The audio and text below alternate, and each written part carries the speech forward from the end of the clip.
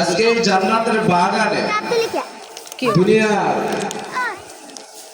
পরকালের জান্নাতের নমুনা এটা একটি জান্নাতের বাগান। এই দুনিয়ার জান্নাতের বাগান, কোরআনের মজলিস, এই জলসা এটা আজ আছে কিন্তু কালকে আমরা পাবো না। এটা প্রতিদিন আসে না, বছরে একবারই আসে এরকম একটা জান্নাতের বাগান। কিন্তু আজকে প্রায় 3-4 দিন থেকে মাইকিং হইতেছে, কিন্তু এই জান্নাতের বাগানে এখনো মানুষ নাই।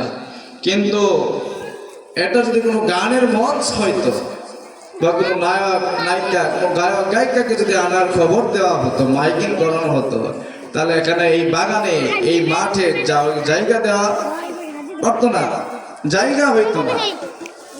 কিন্তু এটা কোরআনের মাহফিল দেখি মানুষ অবহেলা করতেছে। তো ওয়াজ শুনে কি হবে? ওয়াজ শুনে কি হয়? শুধু ঘুম হারাম। শীতের মধ্যে ওয়াজ শোনা লাগে, আমরা এটা মনে করে এইসব করতেছি, কিন্তু এটা একটা জান্নাতের বাগান। হাদিসের মধ্যে আছে, কোন বান্দা যদি কোরআনের মজলিসে আসে, আসার পরে বসার সাথে সাথে তার সবরা গুনাহগুলো আল্লাহ তাআলা মাফ করে দেয়। সুবহানাল্লাহ। আল্লাহ রাসূল সাল্লাল্লাহু আলাইহি ওয়াসাল্লাম এবং হাদিসের মধ্যে এটা বলেন যে কোন বান্দা যদি এই জান্নাতের বাগানে আসে, এসে বসার পরে বসার সাথে সাথে তার সগীরা গুনাহগুলো আল্লাহ তাআলা মাফ করে দেয়। আর এই জান্নাতের বাগানে যদি কোরআনের মজলিসে যদি কোরআনের কথাগুলো শুনে, হাদিসের কথাগুলো শুনে, এরপরে শেষ পর্যায়ে যখন দোয়া হবে, দোয়ার সময় যদি কোনো বান্দা দোয়া করে তওবা করে, আল্লাহ তাআলার কাছে মাফ চায়, আল্লাহ তাআলার কাছে ক্ষমা চায়, ওগো মালিক আমি গুনাহ করছি, গুনাহ করতে করতে পাহাড় পরিমাণ করে ফেলেছি, আমি আজকে তওবা করতেছি। জান্নাতের বাগানে কোরআনের মজলিসে তোমার কথাগুলো শুনে আমার মনটা নরম হয়ে গেছে, হৃদয়টা গলে গেছে। এখন আমি তওবা করতেছি মালিক, আমি আর জীবনে গুনাহ করব না, গুনার কাছেও যাব না। যদি কোনো বান্দাই কোরআনের মজলিসে জান্নাতের বাগানে এই মাহফিল শেষে যদি আল্লাহ তাআলার কাছে তওবা করে, আল্লাহ তাআলা ঘোষণা দিয়ে দেয় ফেরেশতাদেরকে, ও ফেরেশতারা তারা কি চায়? ফেরেশতারা আল্লাহ তাআলার কাছে বলে, আল্লাহ তোমার মুহাব্বতের বান্দারা তোমার কাছে কিছুই চায় না, জাহান্নাম থেকে মুক্তি চায়, জান্নাতের আশা করে জান্নাত চায়। আল্লাহ তাআলা ঘোষণা দিয়ে দেয়, ও ফেরেশতারা তোমরা দুনিয়ার মানুষকে জানা দাও, আমি ওই বান্দাদের গুনাহগুলো মাফ করে দিয়া জাহান্নামের খাতা থেকে নামটা কাটাইয়া জান্নাতের খাতায় উঠায় দিলাম। সুবহানাল্লাহ। তা যাই হোক, বেশি সময় না, আমি অল্প সময় কথা বলবো। আল্লাহ তাআলা কোরআনের আয়াতে মনে বলেন, ইয়া আইয়ুহাল্লাযীনা আমানুত্তাকুল্লাহ, হে ইমানদারগণ তোমরা আল্লাহ তাআলার তাকওয়া অবলম্বন করো, আল্লাহ তাআলাকে ভয় করো। আমানুত্তাকুল্লাহ ওয়া কুলু কওলান সাদীদা, এবং কি করো? সঠিক কথা বলো, সঠিক কথা বলো, সত্য কথা বলো। কুলু কওলান সাদীদা, হক কথাগুলো বলো। আল্লাহ তাআলা এই জবানকে এমন ভাবে চালাইতে বলছেন যে এই জবান দিয়ে মিথ্যা কথা বলা যাবে না, মিথ্যা কোনো সাক্ষী দেওয়া যাবে না, এই জবান দিয়ে কোনো অযথা কথা বলা যাবে না। আমি এই জবান মিথ্যা বলার জন্য দেই না, এই জবান আমি অযথা কোনো কথা বলার জন্য দেই নাই, এই জবান আমি গান গাওয়ার জন্য দেই নাই, এই জবান আমি কাউকে গালি দেওয়ার জন্য দেই নাই, এই জবান আমি এই জন্য দিয়েছি, এই জবান দিয়ে তুমি সঠিক কথাগুলো বলবা, সত্য কথাগুলো বলবা, এই জবান দিয়ে তুমি কোরআন তেলাওয়াত করবা, এই জবান দিয়ে তুমি ইসলামের প্রতি মানুষ মানুষকে দাওয়াত দিবা। আমি এই জিহ্বাটা এই জন্য তোমাদেরকে দিয়েছি। এই জিহ্বাটাকে আমি এমনি এমনি দেই নাই, অযথা কোনো কাজের জন্য দেই নাই। তুমি এই জবান দিয়ে মানুষকে গালি দিবা, এই জবান দিয়ে তুমি মানুষকে গালাগালি করবা, এই জবান দিয়ে মানুষকে তুমি ধিক্কার জানাবে না। না, এই জন্য আমি এই জিহ্বাটা দেই নাই। কারণ এই জিহ্বাটা এমন বড় নিয়ামত, এমন এমন বড় নিয়ামত। কারণ এই জিহ্বাটা এমন ধারওয়ালা জিহ্বা, বেলেটের মতো ধানওয়ালা। এই জিহ্বাকে আটকানো বড় মহা বিপদ। এই জন্য আল্লাহ তাআলা বলছেন ওয়াকুলু কাওলান সাদীদা, তোমরা কি করো? সঠিক কথা বলো, সঠিক সত্য কথা, হক কথাগুলো বলো। কারণ এই জিহ্বা নামক এমন জন্তু, যে জিহ্বা আটকানো বড় মুশকিল। কারণ এই জিহ্বা এমন ভাবে আটকাতে হবে, এই জিহ্বা যদি আমরা গালিগালা থেকে, অযথা কোনো কথা থেকে যদি আমরা হেফাজত করতে চাই, এই জিহ্বা নামক জন্তুকে আমরা অস্ত্রকে, এই জিহ্বা নামক অস্ত্রকে জিকির দ্বারা আমাদের আটকাইতে হবে। কারণ হাত যদি অন্যায় করে হাতকে বেঁধে রাখা যায়, যদি কান অন্যায় করে কান যদি গান শুনতে চায় কানের মধ্যে তুলা দিয়ে কানকে আটকানো যায়, যদি চক্ষু যদি কোনো গুনার কাজ দেখে ওই চক্ষুকে আমরা বেঁধে রাখতে পারবো। পাও যদি কোনো অন্যায় কাজে হাঁটে, এই পাওকে বেঁধে রাখা যাবে। কিন্তু এই জিহ্বা নামক জন্তু যদি কোনো অন্যায় কাজ করতে চায়, তাহলে এটা আটকানো বড় মহাবিপদ। এই জন্য আল্লাহ তাআলা বলছেন, হে ঈমানদারগণ, তোমরা কি করো? আল্লাহ তাআলার ভয়, আল্লাহ তাআলাকে ভয় করো, আল্লাহ তাআলা তাকওয়া অবলম্বন করো। ইয়া আইয়ুহাল্লাযীনা আমানু তাকুল্লাহ, হে ঈমানদারগণ, তোমরা কি করো? আল্লাহ তাআলার তাকওয়া অবলম্বন করো। ওয়াকুলু কাওলান সাদীদা, এবং সঠিক কথা বলো, হক কথা বলো। তাহলে কি হবে? কি হবে? আল্লাহ তাআলা যে আমাদেরকে আদেশ করলেন এবং কি করলেন, উপদেশ দিলেন, তাহলে এই আদেশ যদি আমরা মানি, আল্লাহ তাআলা আমাদেরকে কি পুরস্কার দিবেন? আল্লাহ তাআলা পরে হাতে বলে দেন, ইসলিহ লাকুম আমালাকুম ওয়া ইয়াগফির লাকুম যুনুবাকুম। আল্লাহ তাআলা বলেন, তোমাদেরকে আমি কি করব? সঠিক পথে চালাবো, সঠিক রাস্তায় চালাবো। ইহদিনাস সিরাতাল মুস্তাকিম, ইহদিনাস সিরাতাল মুস্তাকিমের পথে চালাবো। আল্লাহ তাআলা সরল পথে চালাবেন, আমাদের আমলকে সহজ করে দিবেন, আমাদের ভালো ভালো আমল করার তৌফিক দিবেন। ইসলিহ লাকুম আমালাকুম, প্রথম নম্বর পুরস্কার হলো এটা। ওয়া ইয়াগফির লাকুম যুনুবাকুম, দ্বিতীয় নম্বর পুরস্কার হলো তোমাদের যত পাপ আছে, যত গুনাহ করছো, সমস্ত গুনাহগুলো আমি মাফ করে দিব। সুবহানাল্লাহ। তাহলে আমরা যদি দুইটা কাজ আল্লাহ তাআলার জন্য করি, ইয়া আইয়ুহাল্লাযীনা আমানু তাকুল্লাহ, আমরা যদি তাকওয়া অবলম্বন করি, আল্লাহ তাআলাকে যদি ভয় করি, ভয় করার মতো ভয় করতে হবে। আমরা ভয় কাকে বলে? ভয় এইটাকে বলে না যে আমরা আল্লাহ তাআলাকে ভয় করে নামাজ পড়তেছি। নামাজ আল্লাহ তাআলার তাকওয়া না, যাকাত আল্লাহ তাআলার তাকওয়া না, হজ আল্লাহ তাআলার তাকওয়া না, রমজান মাসের রোজা এটা তাকওয়া না। তাকওয়া হলো ওই কাজ, গুনাহ আমাদের ছাড়তে হবে। এইটা হলো আল্লাহ তাআলার তাকওয়া অবলম্বন করা, এটা হলো তাকওয়া। কারণ আমি যখন কোনো গুনাহ কাজ করতে যাব, তখন আমার অন্তরের মধ্যে ধারণা আসবে যে আমি যদি এই কাজ করি, আল্লাহ তাআলা যত দেখতেছে, দুনিয়া যদি কেউ না দেখে, আল্লাহ তাআলা একজন দেখেন। যদি মনের মধ্যে এই ধারণা আসে, তাহলে আপনার মধ্যে তাকওয়া আছে। কারণ দুনিয়ার মানুষ নামাজ পড়তে যায় দুনিয়ার মানুষকে দেখানোর জন্য যে আমি যদি মসজিদে 5 ওয়াক্ত নামাজ পড়ি, মানুষ আমাকে নামাজি বলবে। আমি যদি রোজা রাখি, মানুষ আমাকে রোজাদার বলবে। আমি যদি হজ করি, মানুষ আমাকে হাজী সাহেব বলবে। আমি যদি যাকাত দেই, মানুষ আমাকে যাকাত দেওয়ালা বলবে। দানবদাতা বলবে, দানবদাতা বলবে যে বেশি বেশি দান করে। কারণ এগুলো আল্লাহ তাআলা তাকওয়া না। তাকওয়া কাকে বলে? গুনাহ ছাড়তে হবে, নেক আমল তাকওয়া না, নেক আমল করাটা তাকওয়া না। কারণ গুনাহ থেকে বেঁচে থাকাটাই হলো আল্লাহ তাআলা তাকওয়া অবলম্বন করা। এই জন্য আল্লাহ তাআলা বলছেন, ও ঈমানদারগণ, তোমরা কি করো? আমার তাকওয়া অবলম্বন করো। আল্লাহ তাআলা তাকওয়া অবলম্বন করতে হবে এবং কি করতে হবে? কুলু কাওলান সাদীদা, এবং সঠিক কথা, সত্য কথাগুলো বলতে হবে। এই জবান দিয়ে ভালো ভালো কথাগুলো বলতে হবে। এই জবান দিয়ে মানুষকে ডাকতে হবে, দাওয়াত দিতে হবে, ইসলামের দাওয়াত দেওয়া লাগবে। এই জবান দিয়ে আল্লাহ তাআলার জিকির করা লাগবে। তাহলে কি পুরস্কার দিবে আল্লাহ তাআলা? ইসলিহ লাকুম আমালাকুম, আল্লাহ তাআলা বলেন তোমাদের আমলকে সহজ করে দিব, তোমাদেরকে আমি আমল করার জন্য সঠিক রাস্তায় দেখিয়ে দিব, সঠিক রাস্তা দেখিয়ে দেব। ইসলিহ লাকুম আমালাকুম ওয়া ইয়াগফির লাকুম যুনুবাকুম।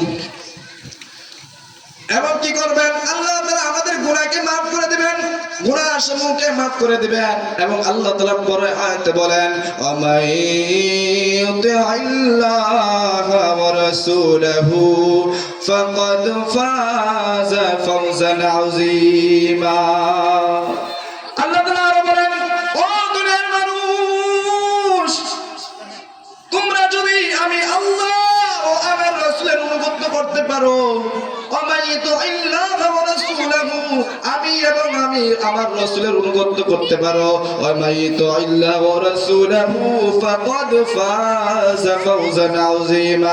তাহলে তোমরাই হলো মহা সাফল্য অর্জনকারী।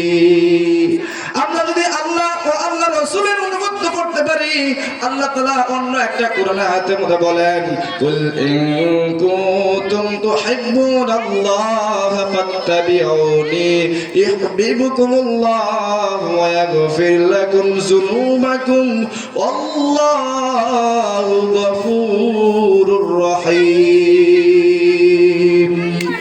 আল্লাহ তাআলা বলেন, ও দুনিয়ার মানুষ, হে নবী, আপনি দুনিয়ার মানুষকে জানিয়ে দেন, যারা আমি আল্লাহর ভালোবাসা পেতে চান, যারা আমি আল্লাহকে মহব্বত করতে চাই, তারা যেন আপনি নবীকে ভালোবাসে, আপনি নবীকে অনুগত করে, আপনি নবীর অনুসরণ করে। যারা আমি আল্লাহর ভালোবাসা মহব্বত পেতে চাই, তারা যেন আপনি নবীর ভালোবাসা, নবীর অনুগত করে। আর নবীকে ভালোবাসতে গেলে আল্লাহর নবী বলেন, ইন্নাল উলামা ওয়ারাসাতুল আম্বিয়া, আমার ওয়ারিস হলো উলামায়ে কেরাম। নবীর ভালোবাসা যদি পেতে হয়, তাহলে উলামায়ে কেরামকে মহব্বত করা হবে, মহব্বত করতে হবে, আলেম উলামাকে মহব্বত করতে হবে, আলেম উলামাকে অনুসরণ করতে হবে। আলেম উলামাকে যদি আমরা অনুসরণ করি, অনুগত করি, তাহলে নবীকে অনুসরণ করা হবে। আর আল্লাহ তাআলা বলেন, যারা আমার নবীর অনুসরণ করবে, আমার নবীর অনুগত করবে, তারা আমি আল্লাহর অনুগত করবে, আমি আল্লাহর ভালোবাসা পাবে। যাই হোক, কথা নম্বর আল্লাহ তাআলা যে আমি হাদিসটা পড়ছি, হাদিসের মধ্যে আল্লাহ রাসূল সাল্লাল্লাহু আলাইহি সাল্লাম বলেন, আল কবরু রাউজাতুন মিন রিয়াজিল জান্নাহ আও হুফরাতুন মিন হুফারিন নার। আল্লাহ রাসূল সাল্লাল্লাহু আলাইহি সাল্লাম বলেন, কবরটা দুই ভাবে বিভক্ত হবে। এক ভাগ হবে, যদি কোনো নেক আমল বান্দা যদি কবরে যায়, কবরটা হবে জান্নাতের বাগান। আর যদি কেউ গুনাহ নিয়ে কবরে যায়, হুফরাতুম মিন হুফরিন নার, যদি কেউ গুনাহ নিয়ে কবরে যায়, গুনাহটা হবে জাহান্নামের গর্ত, আগুন দিয়ে ভরপুর থাকবে। যদি কেউ গুনাহ নিয়ে কবরে যায়, শুধু নবী বলে নাই, আল্লাহ তাআলা কি বলেন, ইন্নাল আবরারা লাফি নাঈম। যদি কোনো বান্দা নেক আমল নিয়ে কবরের মধ্যে যায়, তাহলে তার কবরটা আমি জান্নাতের বাগান বানিয়ে দিব। আল্লাহ তাআলা পরে আয়াতে বলেন, ইন্নাল ফুজ্জারা লাফি জাহিম। আর যদি কোনো বান্দা গুনাহ নিয়ে কবরে আসে, আমি কবরটা জাহান্নামের গর্ত বানিয়ে দিব। আল্লাহ তাআলা জাহান্নামের গর্ত বানিয়ে দিবেন।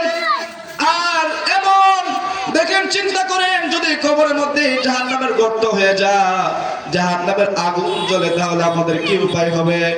ও দুনিয়ার মানুষ, ও সকল মুসলমান ভাইরা, দুনিয়াতে একটা মশার কামড় আমরা সহ্য করতে পারি না। এই মশার কামড় থেকে বাঁচার জন্য মশারি কিনতে হয়, কোয়াল কিনতে হয়, এরপরও মশা আমাদেরকে কামড়াইতে থাকে। দুনিয়ায় একটা যদি সাপ দেখি, আমাদের কি করণীয় হয়, কি উপায় হয়?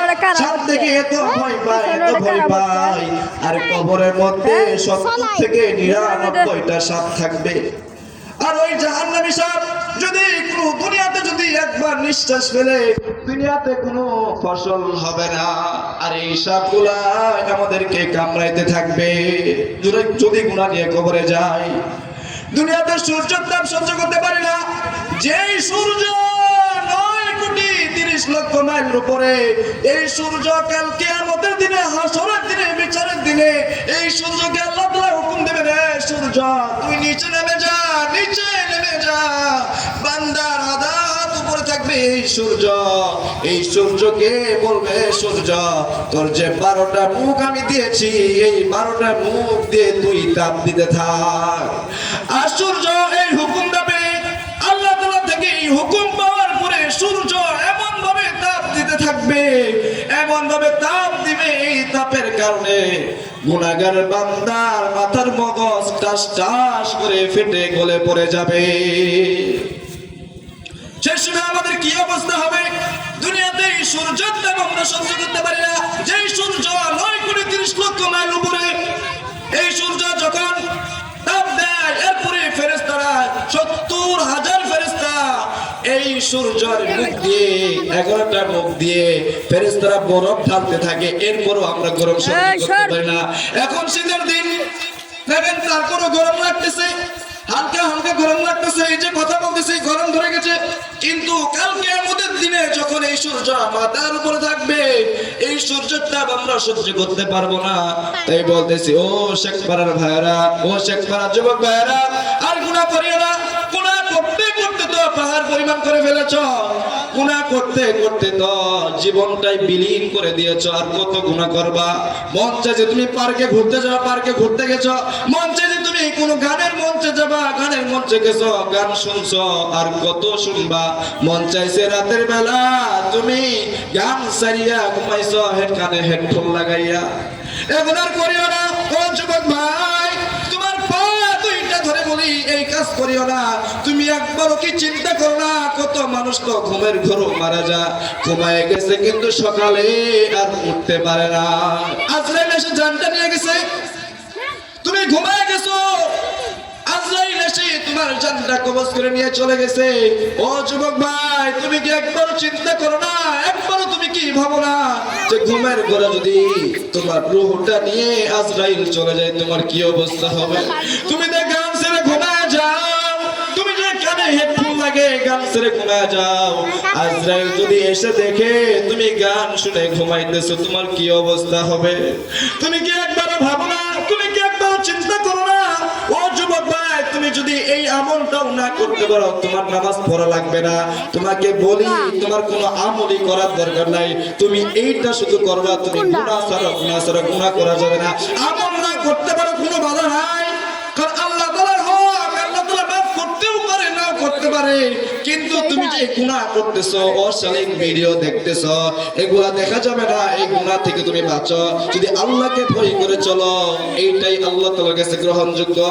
আল্লাহ তাআলা কোরআনে আয়াতে বলেন আল্লাযী খালাকাল মাউতা ওয়াল হায়াতা লিয়াবলুয়াকুম আইয়ুকুম আহসানু আমালা। আমি দুনিয়ার কোনো মানুষের বেশি আমল দেখব না, কারণ আল্লাহ তাআলা বলেন আহসানু আমালা, আল্লাহ তাআলা আহসানু আমালা বলে না, আল্লাহ তাআলা বলেন আহসানু আমালা, ভালো আমল আল্লাহ তাআলার কাছে গ্রহণযোগ্য। তুমি যদি ভালো আমল করে যেতে পারো কবরের মধ্যে, তোমার কবরটা জান্নাতের বাগান হয়ে যাবে। এই জন্যই বলি তুমি আমল না করতে পারো, গুনাহটা ছেড়ে দাও। গুনাহ যদি তুমি ছাড়তে পারো তাহলে তুমি কামিয়াবি হতে পারবে, সফল হতে পারবা। গুনাহ যদি তুমি ছেড়ে চলতে পারো দুনিয়ার মানুষ তোমাকে মহব্বত করবে, দুনিয়ার মানুষ মহব্বত করলে আল্লাহ তাআলা মহব্বত করবে। আল্লাহ তাআলা যদি মহব্বত করে ফেরেশতারা তোমাকে মহব্বত করবে, আর ফেরেশতারা তোমাদের জন্য দোয়া করতে থাকবে। তাই বলে তোমরা আর গুনাহ করিও না। ও শেখপাড়ার মা ও বোনেরা, গুনাহ ছেড়ে দেন, গুনাহ ছেড়ে দেন, গুনাহ করা যাবে না। আজকে পর্দাবিহীন তুমি চলো, রাস্তাঘাটে তুমি মাথা দেখো, রাস্তাঘাটে চুল বেঁকে তুমি চলো, এই আদব তুমি কোথা থেকে শিখছো? পর্দা করো, কারণ মা বোনরা হলে পর্দার আলো থাকবে। মা বোনরা চকলেটের মতো, যেমন একটা 1 টাকা দামের চকলেট যদি আমরা বাহিরে বের করে দেই এই চকলেট আর কেউ নিবে না, তেমনি ভাবে কোন মা বোন যদি পর্দাবিহীন থাকে মা বোনদের জন্য জাহান্নাম হলো ওয়াজিব। যদি পর্দা ছাড়া থাকেন, যেমন দেখেন রাস্তায় যদি কোনো একটা চকলেট পড়ে থাকে, কাগজ ছাড়া এই চকলেট কেউ খেতে চাবে না, তেমনি ভাবে মা বোনরা যদি পর্দা ছাড়া রাস্তায় চলে এই মা বোনদের জন্য জাহান্নাম হলো ওয়াজিব। তার আল্লাহ তাআলার কাছে গ্রহণযোগ্য না। এই জন্য বলতেছি মা বোনদেরকে, ও মা বোনেরা, ও আম্মা জানেরা, তোমরা পর্দা করো, পর্দা করো, তোমার আমল করা লাগবে না, তুমি পর্দা করে চলো, পর্দা করে চলো, সঠিকভাবে চলো। কোন বেগানা পুরুষের সাথে কথা বলিও না, রাস্তায় চলিও না, রাস্তাঘাটে চুল বের করে চলিও না, তাহলে তুমি সফল হতে পারবা, কামিয়াবি হতে পারবা। এই জন্য বলি পর্দা ছাড়া চলা যাবে না, পর্দা করতে হবে। অযথা কারোর সাথে কথা বলা যাবে না। সাহাবাই কেরামদের দিকে দেখেন, তারা অযথা কথা বলা লাগবে দেখি, তারা অযথা কথা বলে না, এরপরও তারা জিহ্বার ভিতরে পাথর দিয়ে থাকতেন।